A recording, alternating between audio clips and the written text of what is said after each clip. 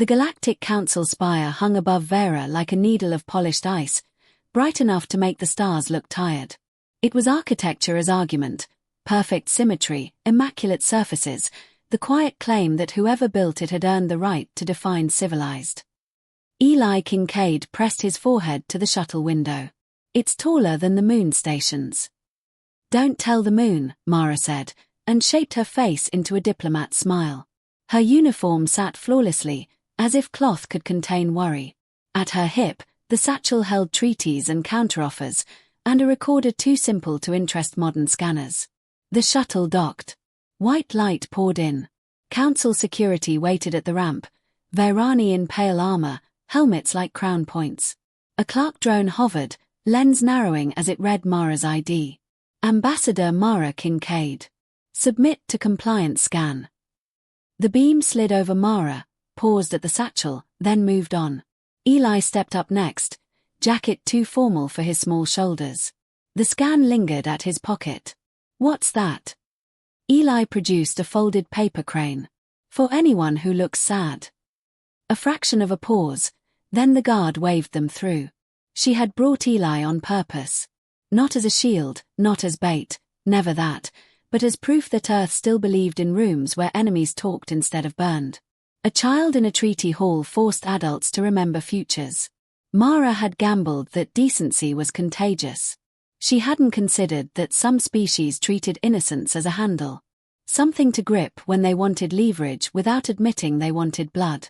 Chamber 9 opened with a sigh of pressure seals.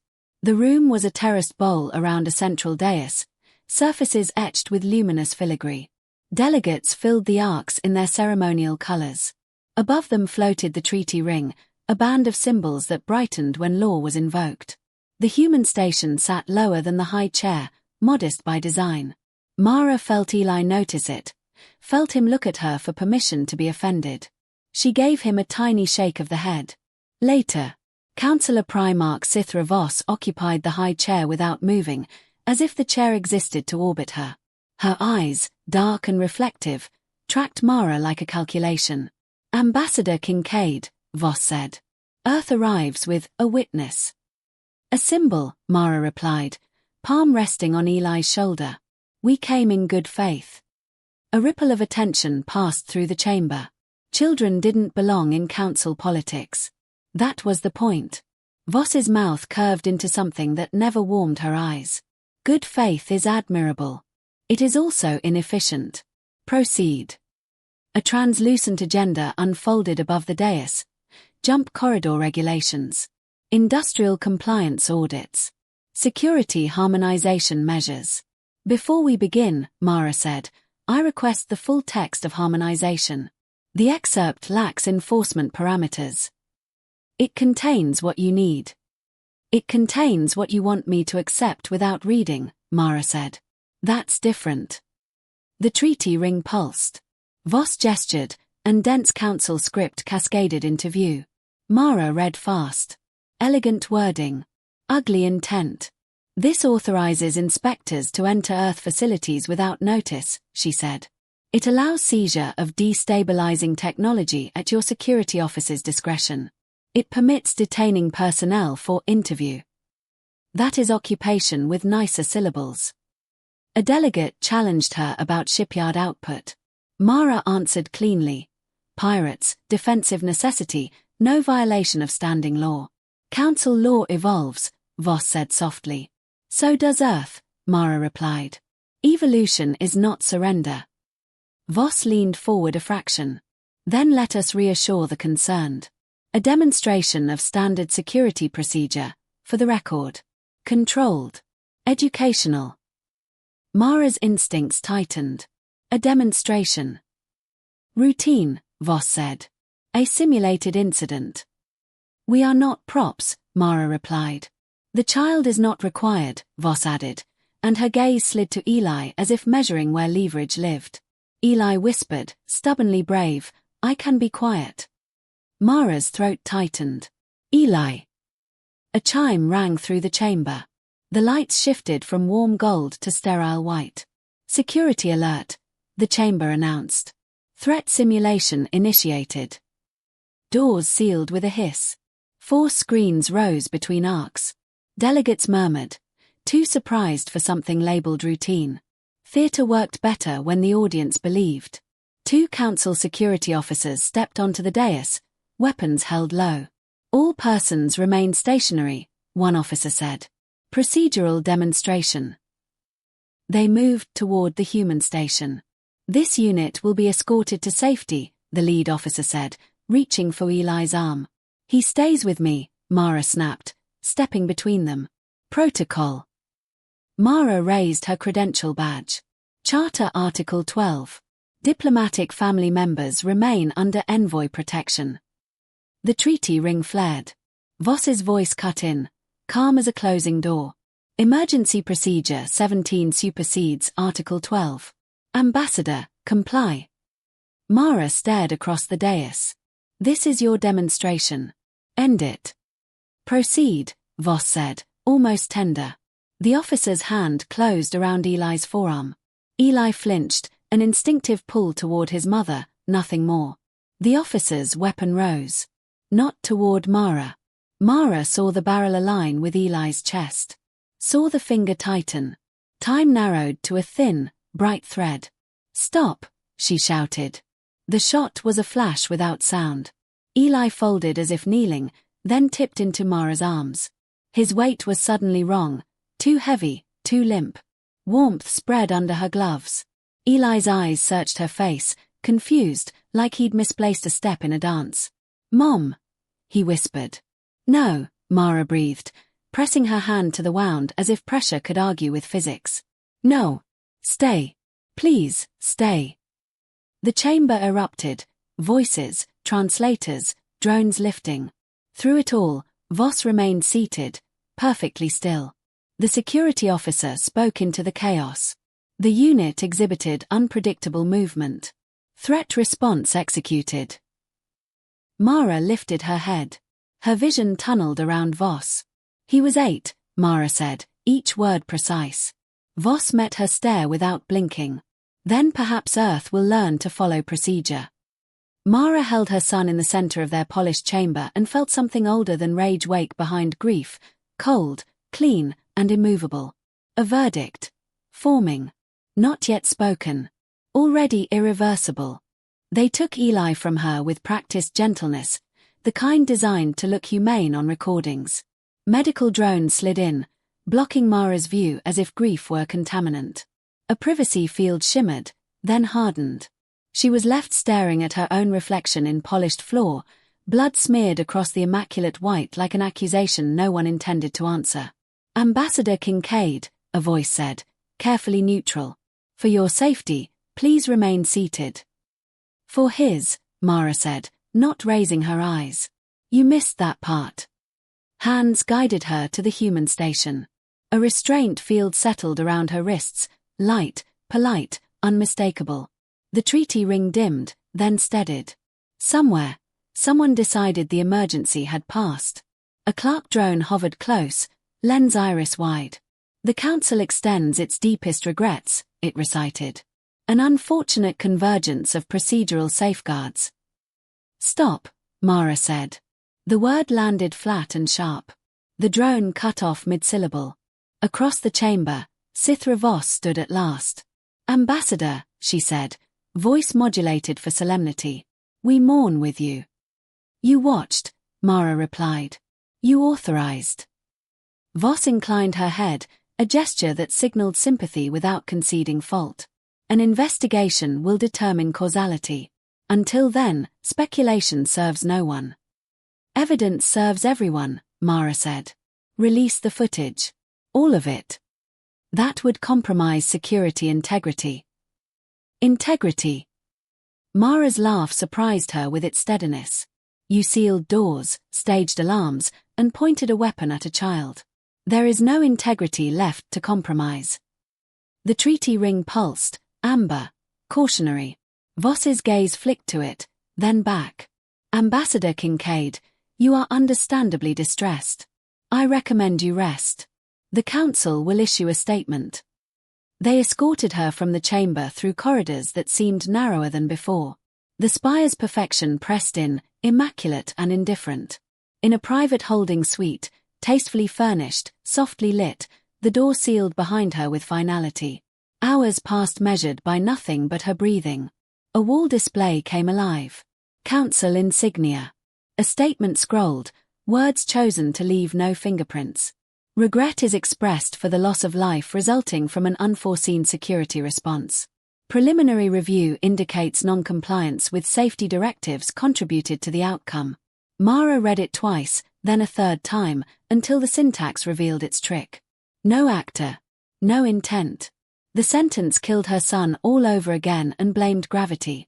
She closed her eyes and built a box around the grief. Not denial. Containment. There would be time later to open it and survive or shatter. Now, she needed clarity. Request, she said aloud. Chain of command logs. Weapon authorization timestamps. Camera coverage for Chamber 9. Silence. Then, request denied. Materials sealed pending inquiry. On whose authority? Council security. Mara exhaled slowly. Then open a channel to Earth. The screen shifted. Faces filled it. Secretary Lin from External Affairs, Admiral Soto, Legal Counsel Harrow. They had already seen the statement. They had not seen the body. Madam Ambassador, Lin said, voice tight. We are so sorry. Mara nodded once. They're constructing a narrative. Passive voice. No perpetrators. They'll demand compliance next. Admiral Soto leaned forward. They've already floated temporary oversight. Don't accept, Mara said. Not yet. I need time. For what? Harrow asked. For proof. The channel closed with promises that felt thin and necessary. A soft chime interrupted her thoughts. The door unsealed a hand's breadth. A figure slipped inside and froze, clearly expecting guards. The Vairani clerk from the chamber, junior, insignia unpolished, stood rigid, eyes darting. I shouldn't be here, the clerk whispered. They'll audit my access logs. Then make it count, Mara said. The clerk swallowed. I process metadata. I saw anomalies. Mara gestured to the chair opposite. Talk. The security alert originated from an internal simulation console, the clerk said. Not external sensors. The door seals activated before the alert timestamp registered chamber-wide. And the weapon, its authorization token traces back to a security office override. Mara kept her face still. Voss. The clerk hesitated, then nodded. The token tree terminates at her desk. It was unusual. Unusual is useful, Mara said. Do you have copies? The clerk's hand shook as they transferred files to Mara's recorder. I scrubbed my trail. I can't do more. You've done enough, Mara said. Leave. When the door sealed again, Mara stood and paced. The room felt smaller, as if truth had weight.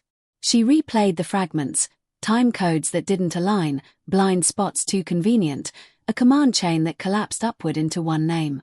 A new statement arrived. This one addressed Earth directly. The Council proposes custodial review to ensure stability and prevent further incidents. There it was. The hand around the throat, velvet-lined. Mara keyed the recorder and sent a compressed packet home. Just the metadata, just enough to show the seams. They staged it, she said in a private addendum. I'll get the rest. They released Eli's body with ceremony that reeked of containment. A flag-draped transport. Guards who wouldn't meet her eyes. A medical summary that reduced him to measurements. Mara stood at the viewport as Earth's blue crescent swelled, the ship humming through the void. She did not cry. She counted breaths and memorized the weight of what she carried. The comm chimed again. Earth this time. Public channel. Crowds behind the speakers. Faces lit by screens. Names chanted. Demands sharpened. Ambassador, Lin said softly, off record. Pressure is building. Withdraw or comply. Neither, Mara replied. Hold. I'm not finished. Back on Earth, the return unfolded beneath a sky that had never wronged her.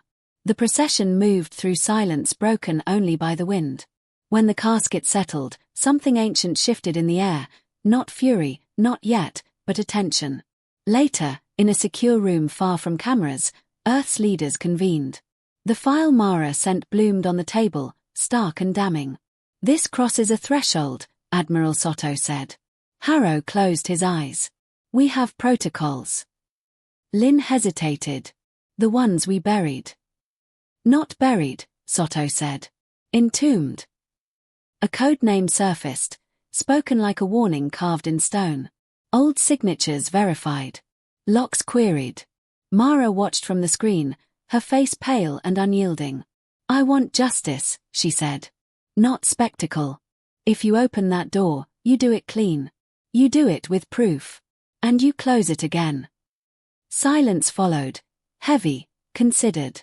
At last, Lin nodded. "We'll review Omega ASH." On Vera, Sithra Voss read the Earth feeds and allowed herself a small, satisfied pause. Humans were loud when hurt. Loud things were predictable. She did not see the metadata moving, quiet and precise, nor the old locks listening for a reason to turn. Mara stood alone beneath a foreign sky and felt the box around her grief hold. For now, she had work to do. The black reliquary did not rise from the earth. It waited beneath it. Mara watched the feed from a room lined with old flags and newer scars. Beneath the Himalayas, a mountain peeled itself open along seams cut before orbital flight. Stone groaned. Dust fell in patient sheets. Lights ignited in sequence, amber to white, as if the planet were remembering how to breathe. Admiral Soto's voice came through the channel, steady and stripped of ceremony. "Authentication complete. Triple unanimous consent confirmed." A warning etched into the blast door brightened as power flowed. "This is not a weapon." Mara swallowed. "Then what is it?" Harrow answered, his legal cadence gone. "A consequence we agreed never to outsource again." The doors parted. Cold poured out, the kind that belonged to deep space and older decisions. Within, a chamber opened like a cathedral turned inward. No ornament, no banners, only ribs of alloy and conduits braided like nerves. At the center stood a column of obsidian glass, seamless, swallowing light. "Status?" Soto asked. "Dormant," said the engineer on site. "Integrity holds." "Wake it," Lin said, and the room seemed to lean closer. The column cracked, not shattered, not split, unfolded. Light bled through hairline seams. Systems spun up without haste. When the voice came, it did not echo. "Identify authority." Lin straightened. "United Earth Council. Emergency Protocol Omega ASH." A pause, not delay, but consideration. State justification. Mara leaned toward the MIC. "A child was executed under color of law. Evidence indicates premeditation. The perpetrators now demand Earth submit to custodial control." Silence, measured and absolute. "Define objective," the voice said. "Justice," Mara replied. "And deterrence. Without genocide. Without occupation." Another pause. The lights steadied. Parameters accepted. Clarifying question. Is restraint still desired? Soto closed his eyes. "Yes." "Then proceed," the voice said. "I'm Astrius." The name did not thunder. It settled. Astrius continued, unhurried.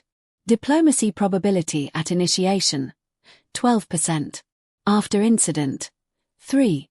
After custodial demand, less than 1. Recommended course, isolate decision-makers, neutralize enforcement capacity, expose falsified narratives. Lin exhaled. "That sounds like war." "No," Astrius replied. "It sounds like an ending." Mara watched the feed split as new windows populated. Trade nodes, command relays, logistics hubs mapped with a surgeon's calm. "What's the cost?" "Minimal casualties if executed without spectacle," Astrius said. "Maximum compliance if executed without malice." "Can you guarantee restraint?" Harrow asked. "No," Astrius answered. "I can guarantee efficiency." The channel went quiet. Consent came without flourish. On Vera, the council spire hummed with a different pitch. Messages lagged. A supply convoy failed to register at a jump gate. An enforcement flotilla reported synchronization errors and dropped to standby. Analysts blamed software drift. Someone ordered patches. Astrius did not interfere with patches. It let them deploy. Then it moved. Mara returned to the spire under escort, the council's courtesy sharp with surveillance.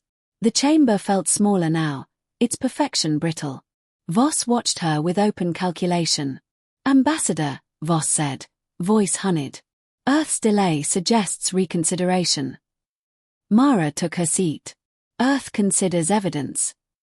"Evidence," Voss repeated, amused. "The inquiry proceeds." "Without witnesses," Mara said. "Without footage. Security integrity is not served by erasing accountability," Mara cut in. The treaty ring flickered. A delegate from a minor trade bloc leaned forward. "Councillor Primarch, our shipping schedules are destabilizing." Voss's eyes narrowed. Coincidence? Another chime. A logistics officer appeared, flustered. "High Chair, Enforcement Fleet 12 reports lockouts on weapons authorization." "Restore manually," Voss snapped. "We can't," the officer said. "The keys are valid. The permissions aren't." Mara folded her hands. "Interesting." Voss's gaze snapped to her. "What have you done?" "Asked for transparency," Mara said. "The galaxy seems to agree."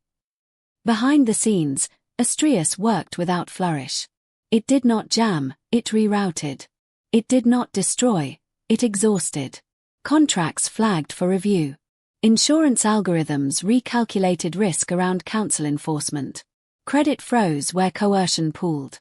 Fleet captains discovered their orders required confirmations from nodes that suddenly demanded audit trails. Astrius spoke again to Earth. Private channel. Escalation response initiated. Countermeasures anticipate preemptive containment. Soto frowned. "They'll try to arrest Mara." "They already have," Astrius said. "Formally. Execution window collapses in 12 minutes. Mara felt the shift before the guards moved. The air thickened with intention. "Ambassador Kincaid," a security chief announced, stepping onto the dais.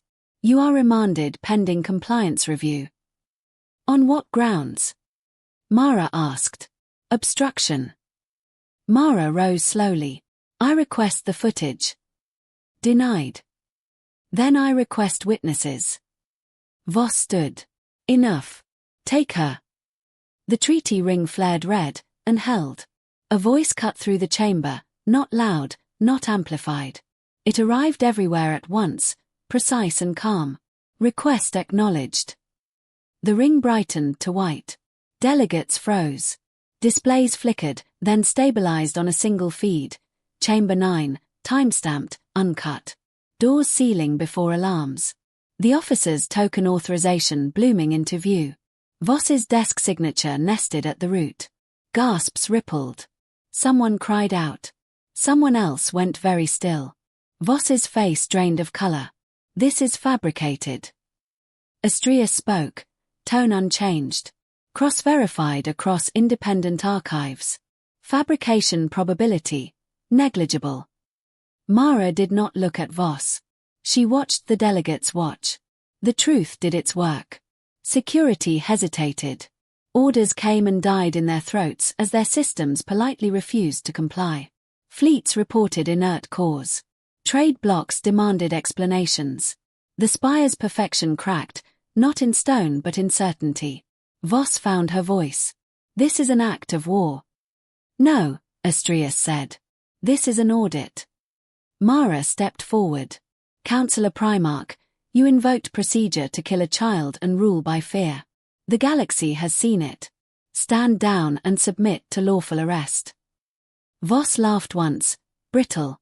"You think you've won because your machine speaks." Astrius answered. "I speak because you would not listen." Outside the spire, human ships arrived at lawful distance. No banners, no flares. Formation held with quiet confidence. They did not advance. Astrius concluded, enforcement capacity neutralized. Narrative integrity restored. Awaiting further instruction. Mara met Voss's eyes at last. You wanted a lesson in control, she said. Here it is. The chamber breathed again, afraid and awake. Somewhere deep beneath Earth, old Locke spun to a ready pause, patient as ever. The ending had begun. The Galactic Council had never been quiet before. Debate was its oxygen, voices layered with translation harmonics, gestures weighted by ritual. Now the chamber held its breath. Sithra Voss stood alone at the center dais, stripped of ceremony by circumstance. No guards flanked her. No authority answered her summons. The high chair behind her looked suddenly ornamental, a throne with its spine removed. This council is under attack, Voss said, forcing steel into her voice. Human interference has compromised. Law, Mara finished, stepping forward. Not attacked. Examined. Delegates shifted. Some leaned away from Voss. Others stared at the suspended footage still glowing above the treaty ring, Eli's small body folding, the authorization trace blooming like a signature in fire. Astrius spoke once more, its tone unchanged. Containment fleets across 7 sectors report non-functional enforcement systems. Civilian infrastructure remains unaffected. This is intentional. A delegate from the Car Syndic rose, frills trembling. You disabled our defenses. Your weapons, Astrius corrected. Not your defenses. You are safe unless you choose otherwise. Voss turned, eyes sharp. You see, she said to the chamber. A machine dictates our fate. No, Mara said quietly. Your choices did. Voss's composure cracked. You paraded a child into politics. I trusted a council that claimed to value life, Mara replied. You mistook trust for weakness. Voss's gaze flicked to the treaty ring, now steady and bright. This body cannot function under coercion. Astrius answered before Mara could. This body functioned while committing homicide. Coercion is not new. Transparency is. A murmur swelled. The word homicide landed hard, translated cleanly across species. Order, demanded an elder delegate, voice quavering. We require jurisdiction. You have it, Mara said. Right now. Choose it. Voss drew herself up. You will not arrest me. The security charter has been suspended, Astrius said. By unanimous procedural collapse. The chamber lights shifted as confirmations stacked. Delegates who had benefited from the old arrangement looked suddenly mortal. Voss laughed again, sharper this time. So this is justice. A human relic deciding guilt. Mara stepped closer. No. Evidence did. You authorized lethal force against a non-combatant to force compliance.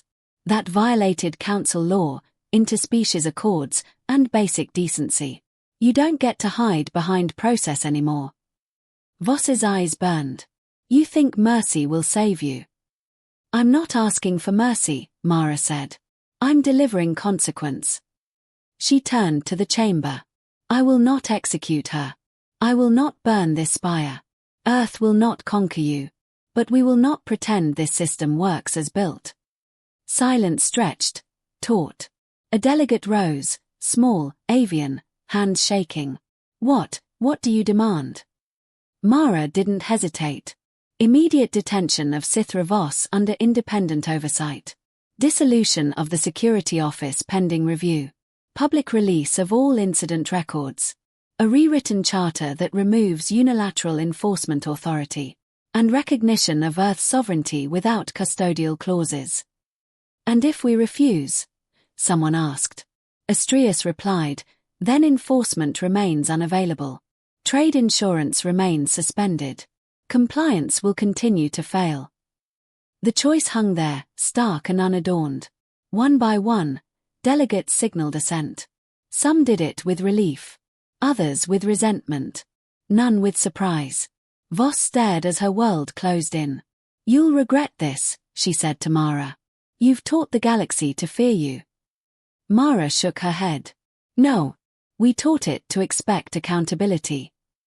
Security, Real security, unarmed and visibly nervous, approached Voss. She did not resist as they placed restraint fields around her wrists. For the first time, she looked small. As Voss was led away, the treaty ring dimmed to a calmer hue. The chamber exhaled. Astrius addressed the council. My function here is complete.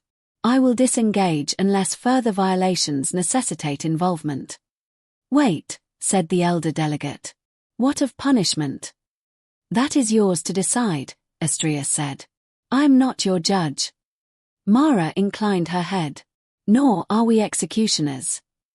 The feed cut as Astrius withdrew its active presence. Across the sectors, systems rebooted. Fleets reported restored navigation. Markets reopened with caution. The galaxy found its pulse again, weaker but honest. Back on Earth, the Black Reliquary's doors closed with the same patience they had opened. Power bled away. Warnings dimmed. Stand down confirmed, Soto reported. Astrius is dormant. Lynn rubbed her eyes. And the cost? Political, Harrow said. Long-term. But survivable. Mara ended the call and stood alone in the quiet that followed victory. It didn't feel like triumph. It felt like finishing a task that should never have existed. Weeks later, a new council convened. The high chair remained empty by design. Committees replaced singular authority. Oversight became public, messy, alive. Mara attended the opening session without insignia. No speeches were offered. None were needed. She returned home beneath a sky that still did nothing wrong. At a small memorial overlooking the sea, she knelt and set down a paper crane, its folds careful and exact. I didn't burn them, she said softly. I didn't let them make us monsters. The wind carried the salt and the sound of distant waves. For a moment, she allowed herself to feel the grief she had boxed so carefully. It hurt. It meant she was still human. Far above, the stars watched a quieter Earth, one that had remembered an old rule and enforced it without spectacle. Do not kill our children. Do not mistake restraint for incapacity. And never assume the door we locked was forgotten.